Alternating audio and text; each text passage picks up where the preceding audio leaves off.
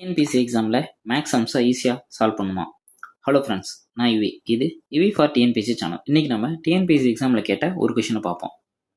ஒரு நகரத்தின் மக்கள் தொகை ஓராண்டில் 20,000 25,000 அதிகரித்துள்ளது எனில் மக்கள் தொகை அதிகரிப்பு சதவீதம் காண்க. ஸோ எவ்வளோ இருக்குது? 20,000 நமக்கு எவ்வளோ வந்திருக்கு? 25,000 அதிகரிச்சிருக்கு அப்படின்னு பார்க்குறோம். ஸோ இப்போ எவ்வளோ அதிகரிச்சிருக்கு? 5,000.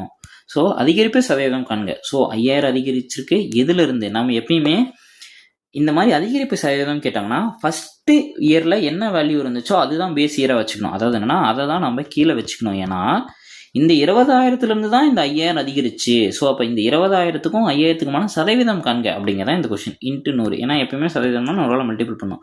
ஸோ 1 2 3 3 ஜீரோக்கு 1 2 3 3 ஜீரோ கேன்சல், 1 ஜீரோக்கு 1 ஜீரோ கேன்சல், 1 2 2 2 10. ஸோ அப்போ 5 5 25. ஸோ இந்த மக்கள் தொகை அதிகரிப்பின் சதவீதம் 25%. இதே மாதிரி டெய்லிக்கு டிஎன்பிசி டெவலப்மெண்ட் சம்ஸ் பார்க்க வி ஃபார் டிஎன்பிசி சேனலை சப்ஸ்கிரைப் பண்ணுங்கள். தேங்க்யூ.